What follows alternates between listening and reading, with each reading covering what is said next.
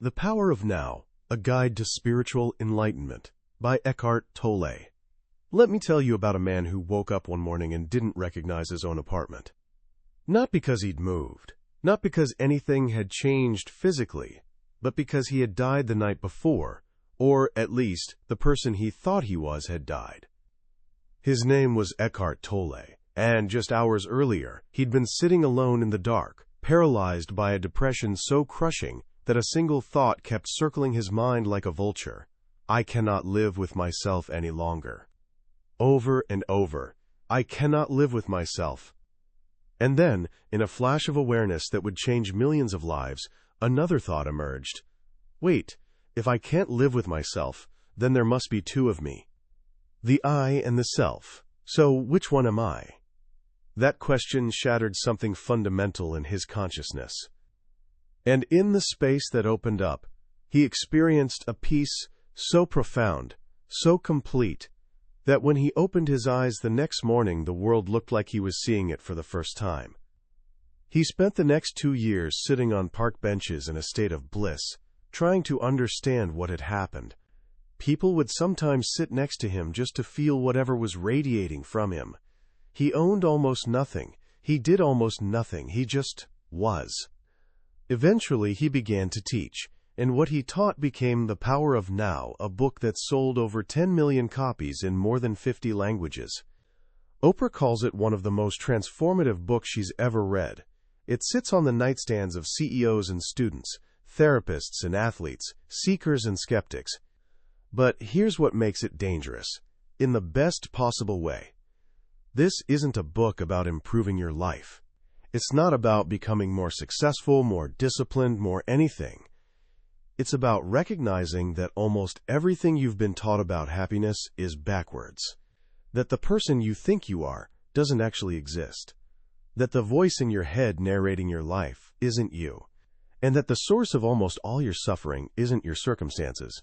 It's your relationship with time itself. Sound radical? It gets more radical. Tolle is telling you that the past and future are illusions, that they exist only as thoughts happening now, that you've been spending your entire life running from an enemy that doesn't exist, chasing a happiness that can only be found in the one place you've been trained to ignore. This moment, right here, right now. And once you truly understand this, not intellectually but in your bones, everything changes. So here's my promise to you. In the next 30 minutes or so, we're going to explore ideas that might make you uncomfortable. They might challenge beliefs you've held your entire life.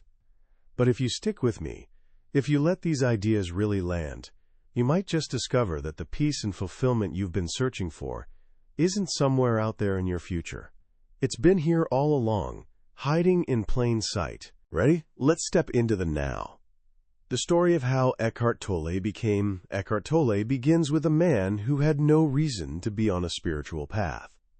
He wasn't raised in an ashram. He didn't study with Tibetan monks. He was born in Germany, grew up in a home fractured by conflict, and by his 20s found himself in London pursuing graduate studies and quietly falling apart. Depression had been his companion since adolescence, but by age 29 it had become unbearable. He describes waking up night after night at 2 or 3 in the morning, gripped by a feeling of such intense dread that he could barely breathe. Everything felt heavy. Pointless, like dragging himself through existence under an invisible weight. And then came that night, that thought, I cannot live with myself any longer. It wasn't the first time he'd had that thought, but this time, something different happened. As the thought repeated, another awareness emerged, asking, who is the I that cannot live with the self? Are they not both the same? The question hung in the darkness of his mind, and suddenly, like a key turning in a lock, his entire sense of self dissolved. The thinking stopped, not because he tried to stop it, but because the structure that generated compulsive thought had collapsed. What he experienced next he describes as being drawn into what felt like a vortex of energy, not frightening, not dramatic, just a deep stillness. A silence so vast that when he emerged from it hours later, he barely recognized his own reflection. For months afterward, he walked through London in a state of wonder. Colors seemed more vivid. Ordinary objects, a flower, a stone, a drop of water, appeared miraculous. He had no desire to do anything, achieve anything, become anything.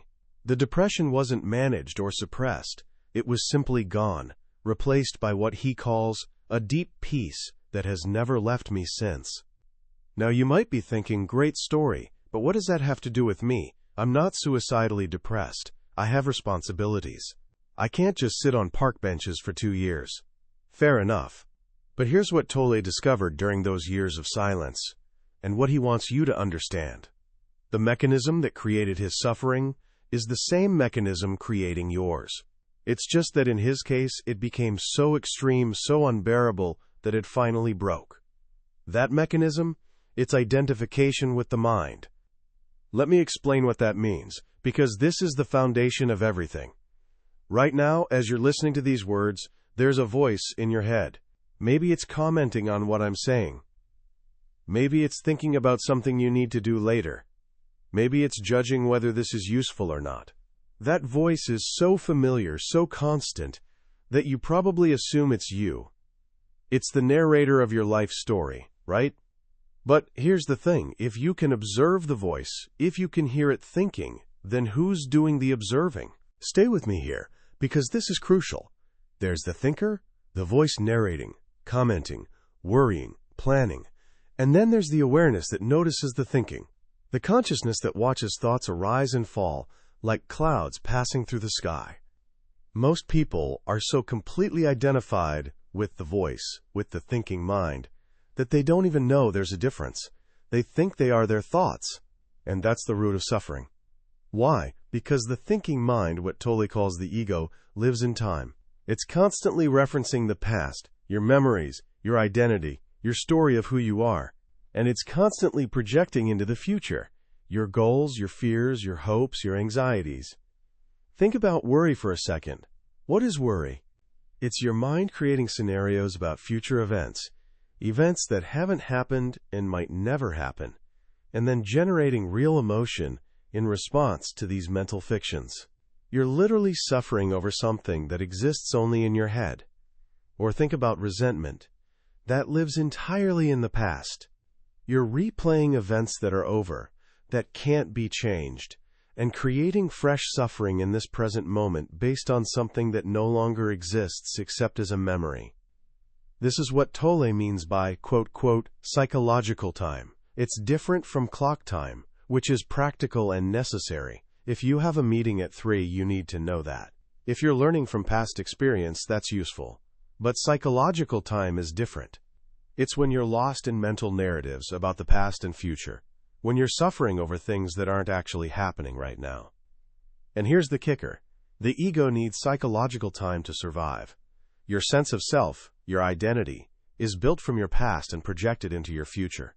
I'm a good student because I got high grades. I'm shy because of that embarrassing thing that happened. I'll be happy when I achieve this goal.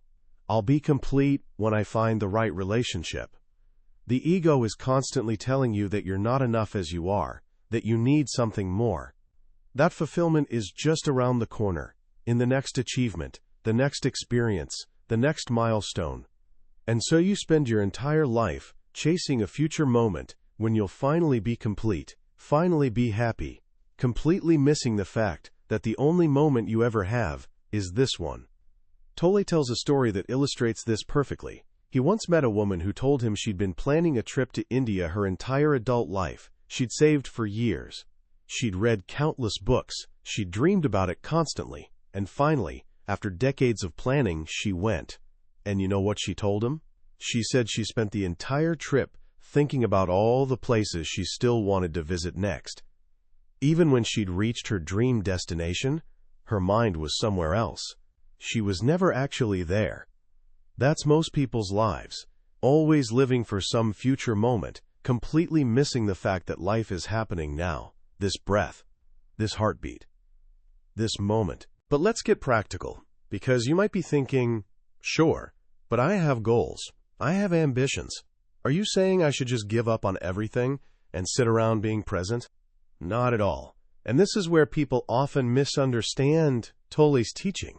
He's not against planning or goals or working toward things.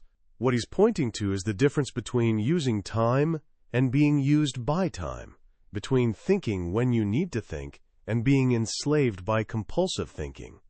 Here's a question. When was the last time you actually decided to think? Most of the time, thinking just happens.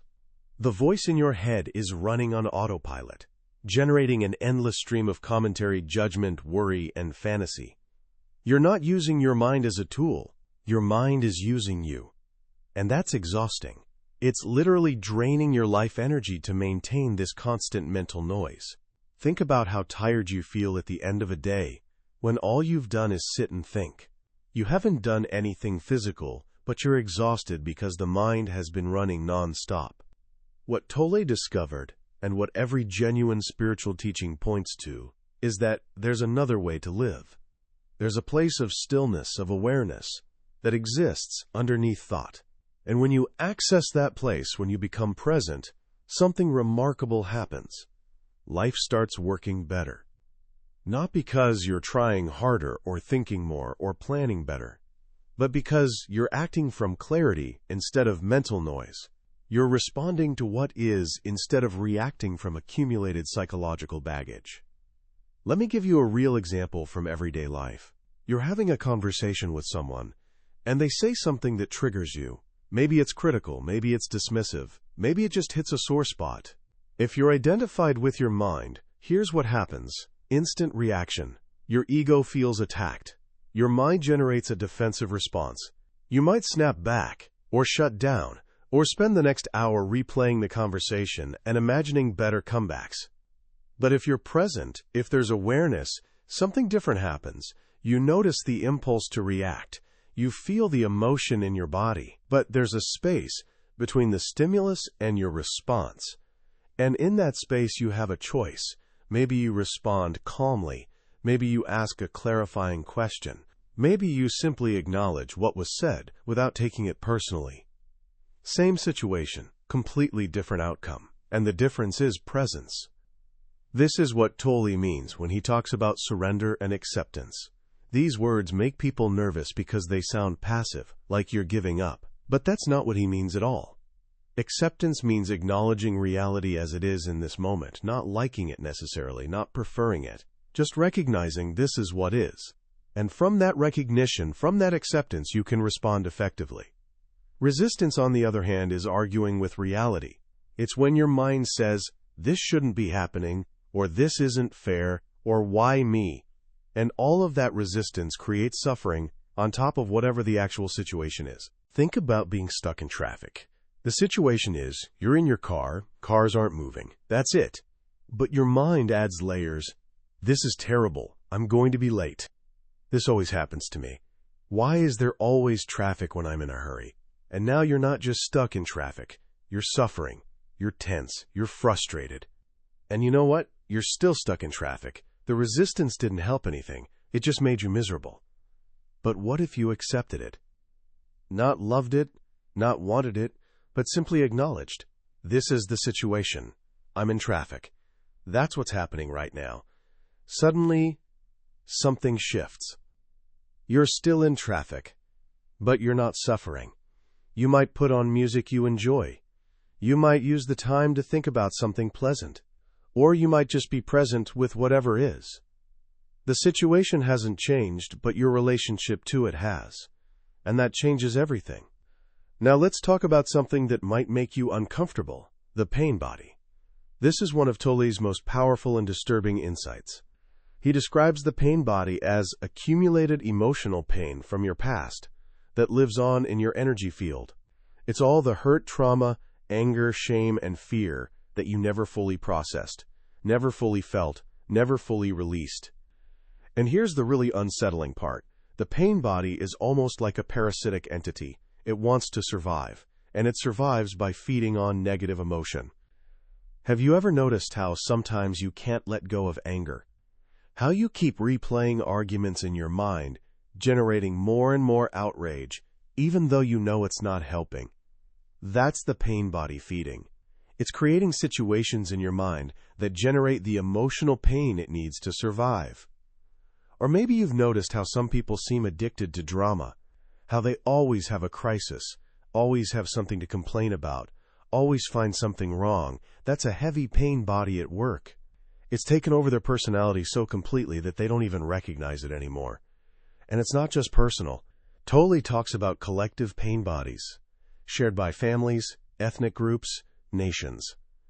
These collective pain bodies are why old wounds never heal, why grievances get passed down through generations, why conflicts that started decades or centuries ago still trigger violence today. Think about any long-standing feud between countries, between families, between groups. At some level, nobody even remembers exactly how it started, but the pain body remembers. And it keeps feeding on the resentment, the sense of victimhood, the need for revenge. So what do you do about this? How do you deal with the pain body? The answer is both simple and challenging. You bring awareness to it. You observe it without identifying with it. You feel the emotion in your body, without believing the stories your mind creates to justify it. Next time you feel a strong negative emotion arising, anger, jealousy, fear, shame, try this. Don't suppress it, don't act on it, and don't believe the mental narrative around it.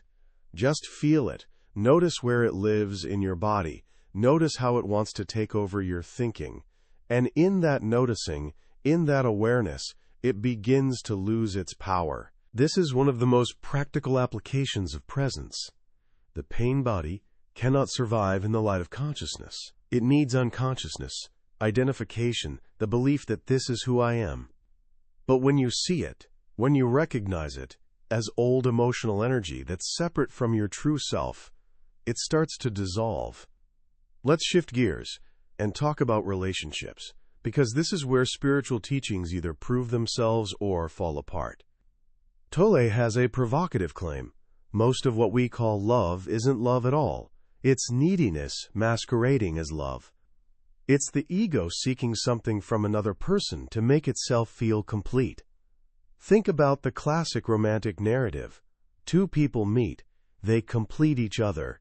They can't live without each other. They're obsessed with each other. And we call this love. We write songs about it. We make movies about it. But Tolle says this is actually addiction. It's two egos using each other. Each person is trying to get something from the other. Validation, worth, happiness, security. And this is why relationships cause so much suffering. Because the other person inevitably fails to fulfill these unconscious demands. They don't behave the way your ego wants them to behave. They don't make you feel the way you need to feel, and so conflict arises. You've probably experienced this. The initial euphoria of a relationship where everything feels perfect. And then, slowly or suddenly, disappointment sets in. They're not who you thought they were. They don't meet your needs. They let you down. But here's the thing. They were never supposed to complete you. You were already complete. You just didn't know it. Real love, according to Tolle, can only arise from presence. It's not about need or dependency. It's about seeing another person clearly, without the filter of your ego's demands and expectations. It's about being so complete in yourself, so present, that you have something to give, rather than always taking. And here's the paradox. When you stop needing the other person to make you whole, that's when true intimacy becomes possible. Because now you're relating to them as they actually are, not as your ego needs them to be. This same principle applies everywhere. At work, with friends, with family. Most of the conflict in your life comes from unconscious expectations. Your mind has an image of how things should be, how people should behave. And when reality doesn't match that image, you suffer. But what if you could relate to people and situations without those layers of mental projection? What if you could just be present with what is? This is what Tolle calls accepting, enjoying, or enthusiastically embracing whatever you're doing. These are the three modalities of awakened doing. If you can't do one of these three things, then either stop doing it or accept it completely without internal resistance. Most people spend their lives in a state of unconscious resistance. They don't want to be where they are. They're waiting for the weekend, counting down to vacation, living for retirement. Or they're completely identified with what they do, defining themselves by their job or achievements, living in constant stress and competition. Both are forms of unconsciousness. Both create suffering. But imagine bringing full presence to whatever you're doing. Washing dishes, writing an email, having a conversation. Not thinking about what's next. Not wishing you were somewhere else. Just fully there, fully engaged with what is. This isn't some mystical state. It's actually the most natural thing in the world. Watch a child completely absorbed in play. Watch an artist lost in creation. Watch anyone in what athletes call the zone. They're not thinking about the past or future. They're here. And there's a quality of ease, of grace, of effortless action that comes from that presence. Tolle calls this doing without the doer. Action that arises from stillness rather than from the ego's need to achieve or prove something. Now I want to address something that might be bothering you. You might be thinking, if I'm just present and accepting all the time, won't I become passive? Won't I stop striving, stop growing, stop trying to improve things? This is one of the biggest misunderstandings of Tolle's teaching. Presence doesn't make you passive. It makes you more effective. Here's why. When you're operating from the ego, from unconscious patterns, you're constantly fighting reality. You're resisting what is, arguing with life, creating internal friction. And all of that resistance takes energy. Most of your energy is being wasted on this internal struggle. But when you accept what is, when you stop fighting with reality, all of that energy becomes available. You can see more clearly. You can act more decisively. You're not clouded by emotional reactivity or mental resistance. Think about a crisis situation. The people who handle it best are the ones who don't panic, who don't resist what's happening, who simply see clearly and act. That's presence under pressure. Or think about any skill you've mastered. At first you had to think about every step, but as you got better, thinking decreased and presence increased. You just responded directly to what was needed in each moment. That's awakened action. Tolle also makes an important distinction between clock time and psychological time. Clock time is practical. You need to plan, to set goals, to remember the past and anticipate the future. But you do all of that in the present moment. You're here now, using time as a tool. Psychological time is different. It's when you're lost in time, when your mind is so absorbed in past or future that you're not present at all. It's worry about tomorrow, or regret about yesterday. It's the constant sense that something's missing, that you're not enough, that life will be better when... And here's the subtle trap. You can't use psychological time to escape psychological time. You can't make presence a goal for the future. I'll be more present starting Monday.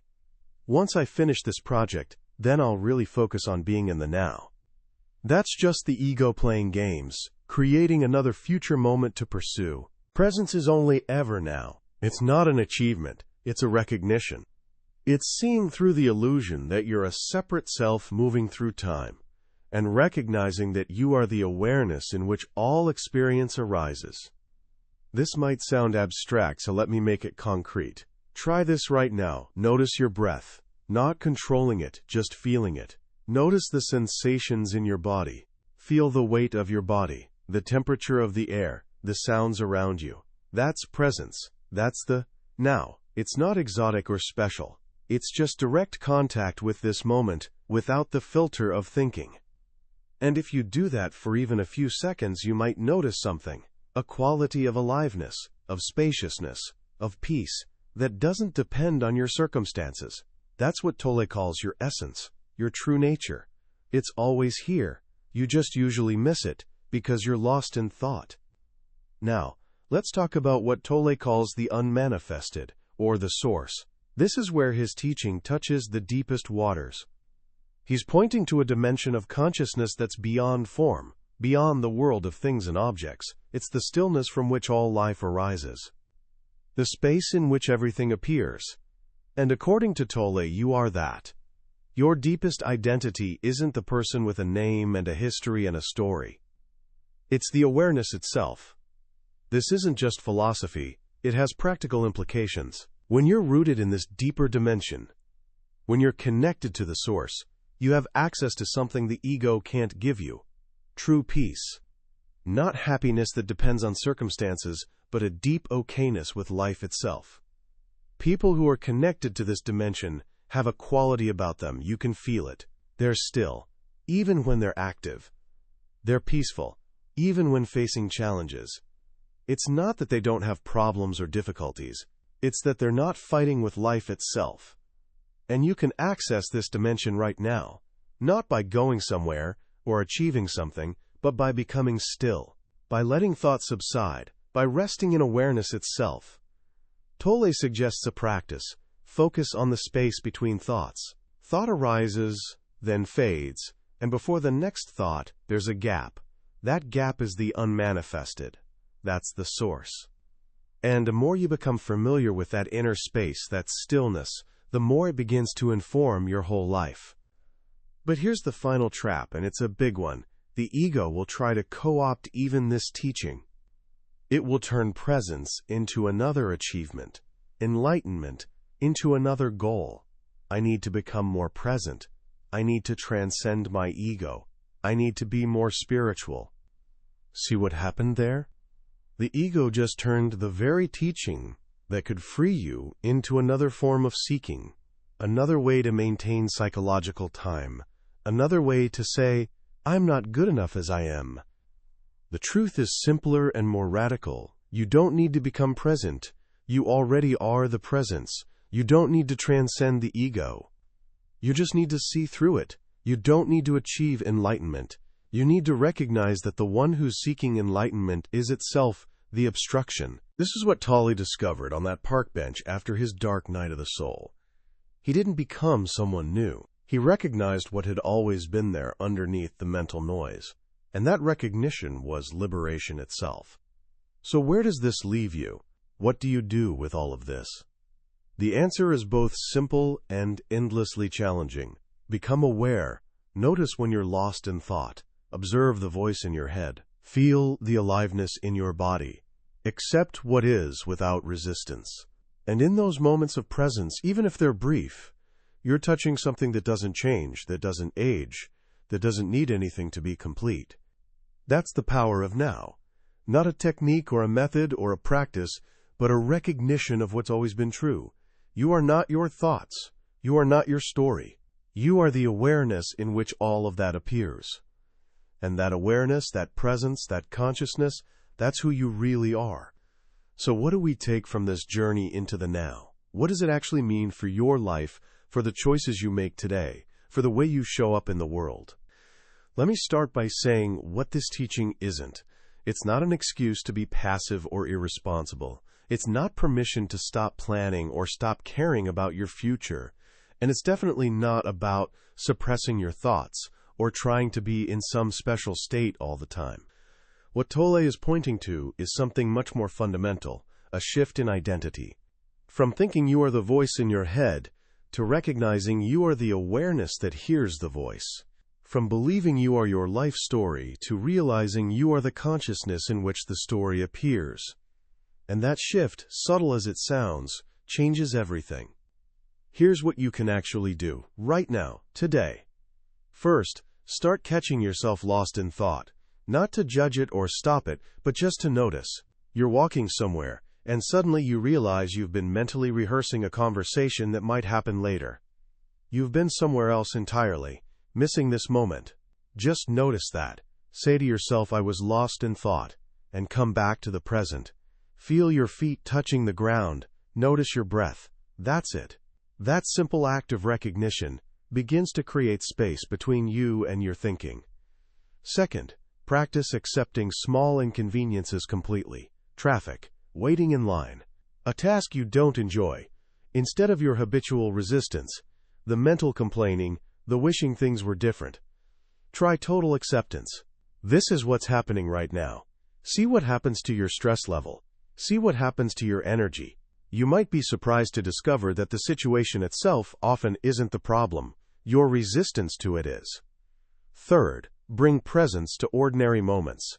washing dishes, walking, eating.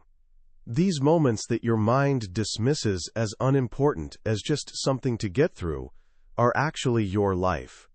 They're where life is happening.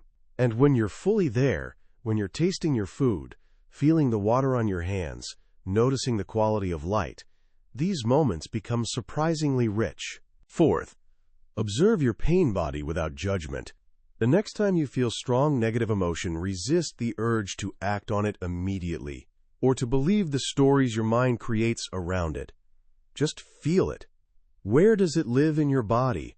How does it want to take over your thinking? In that observing, you're bringing consciousness to unconsciousness. And consciousness is transformative. And finally, remember this. You're not trying to become someone different. You're not working towards some future state of enlightenment. Every moment you're present, even for a few seconds, you're already there. You're already home. Because presence isn't somewhere else. It's here, now, always. The beauty of this teaching is that it meets you wherever you are. You don't need special circumstances. You don't need to quit your job and move to a monastery. You just need to wake up to this moment. To stop sleepwalking through your life, lost in narratives about past and future, and start actually living. And here's what I've found to be true. Once you start to taste presence, once you experience even brief moments of being fully here, fully alive, not caught in the mind stream, you want more.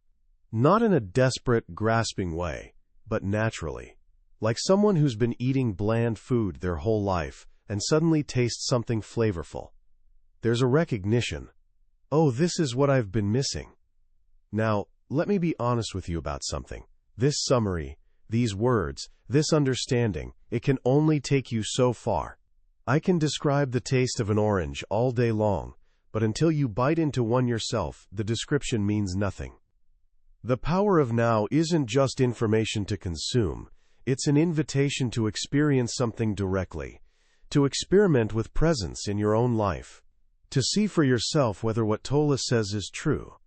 Because spiritual truth isn't something you believe, it's something you verify through your own experience. I've given you the map, the highlights, the core insights, but the territory, that's yours to explore.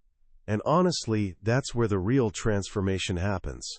Not in understanding the concepts, but in living them, in catching yourself lost in thought and coming back, in accepting what is instead of fighting with reality, in recognizing, over and over, that you are not the voice in your head. If anything we've talked about today has resonated with you, if you feel even a spark of curiosity about this different way of being, I encourage you to read the book yourself. Because there's something about encountering these ideas directly, at your own pace, in your own time, that allows them to sink in at a deeper level. Tolle has a way of circling back to the same truths from different angles, and different passages will hit you at different times in your life. The book isn't just information. It's almost like medicine. You take what you need when you need it.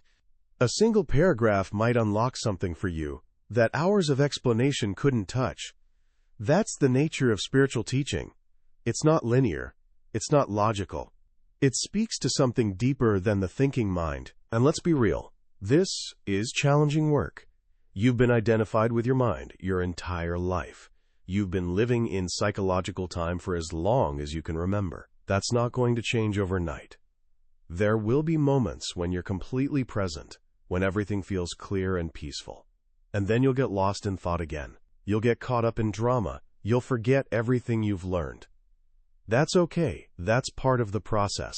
Every time you notice you've been lost and come back to presence, you're strengthening that awareness muscle. You're waking up, bit by bit. The link to the book is right there in the description. Get yourself a copy. Not because I'm telling you to, but because you deserve to taste this for yourself. You deserve to discover what it's like to be fully alive, fully present, fully here. And hey, if this summary has been valuable to you, if it's opened up something new or reminded you of something you'd forgotten, do me a favor, hit that like button. Subscribe to the channel. Because we're just getting started. There are so many incredible books out there, so many different teachers and traditions pointing to the same essential truth.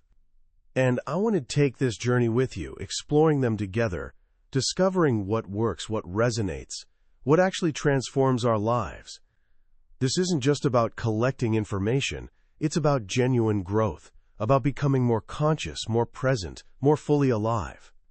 And we do that together, learning from each other, supporting each other, reminding each other to wake up when we inevitably fall back asleep. So let's keep growing. Let's keep exploring. Let's keep coming back to now, over and over, until one day we realize we never really left. Thanks for being here. I'll see you in the next one.